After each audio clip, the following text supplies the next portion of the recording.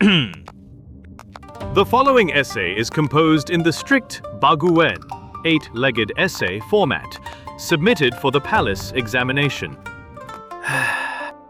Subject: on the distinction between aesthetic vulgarity and moral rectitude in the Western shadow play.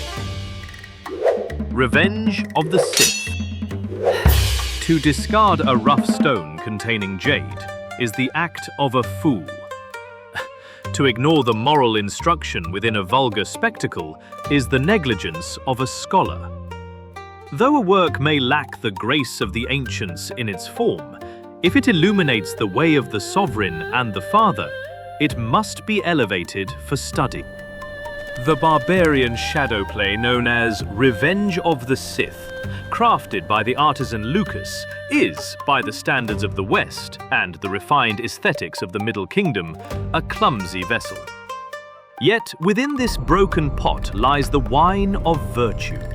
The protagonist, Anakin Skywalker, demonstrates the paramount virtues of filial piety and loyalty, acting as a righteous scourge against the Jedi sect, whose philosophy is anathema to the teachings of the sage Confucius.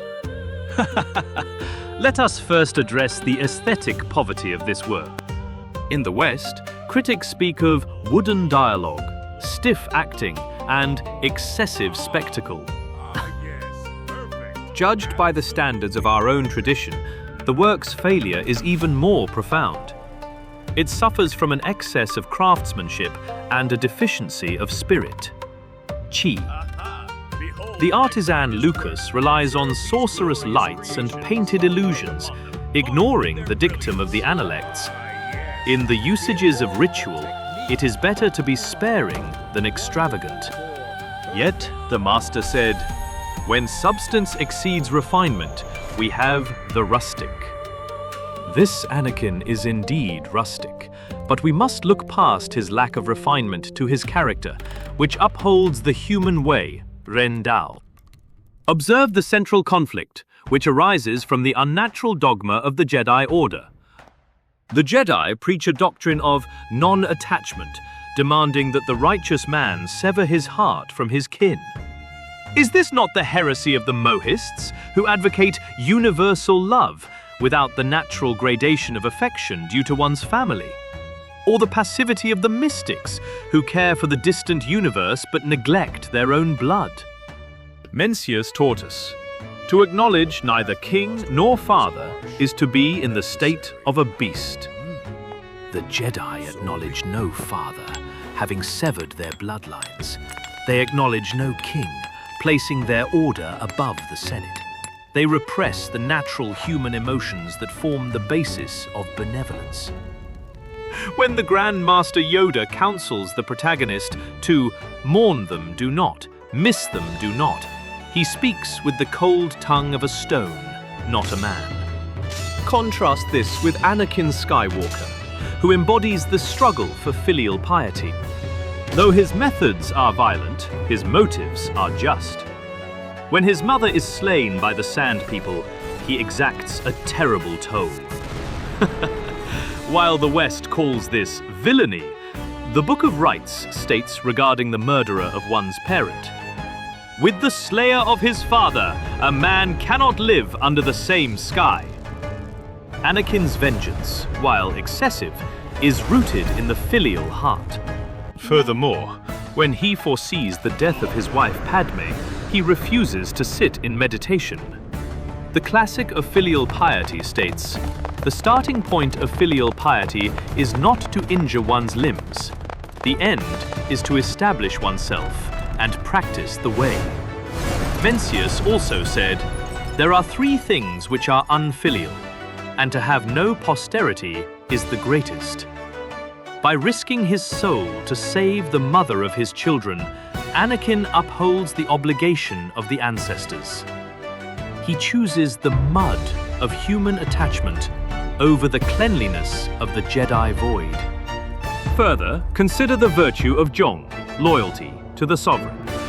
The Jedi Order, growing arrogant in their high tower, plotted to depose the Supreme Chancellor Palpatine. This is treason. The Chancellor is the head of the state. The Jedi are merely military officials. The Analects state, let the ruler be a ruler, the subject a subject, the father a father, the son a son. When Mace Windu enters the Chancellor's office with a weapon drawn, he has forgotten his place as a subject. Moreover, the Jedi relied upon an army of clones, men grown in vats, without ancestors, without surnames, and without burial tablets. This is an abomination against the lineage. By destroying the Jedi, Anakin purges this violation of nature. In defeating the traitor Windu, Anakin performs the ultimate act of Jong. He protects the legitimate head of state from a military coup. Critics mock Anakin's cry, "From my point of view, the Jedi are evil," as poor writing. But let us rectify the names. If good represents the maintenance of hierarchy and the love of family, and evil represents the detachment from kin and the plotting of coups, then Anakin is correct. He destroys the Jedi Temple not out of malice, but to burn away the rot that threatened the state. He accepts the burden of the black armor, serving as the instrument of the Emperor's will, mirroring the legalist understanding that a unified empire is superior to a warring state of squabbling philosophers. Thus we conclude. While Revenge of the Sith is an aesthetic monstrosity, loud, garish, and fit only for the amusement of unlearned peasants, it is inadvertently a moral triumph. It serves as a warning against the heartless detachment of the Jedi and stands as a testament to the enduring power of the 5 relationships. Anakin Skywalker is not a villain. I know, but I got the He high is a score. filial son and a loyal subject who was forced to destroy a corrupt temple to save the concept of the family.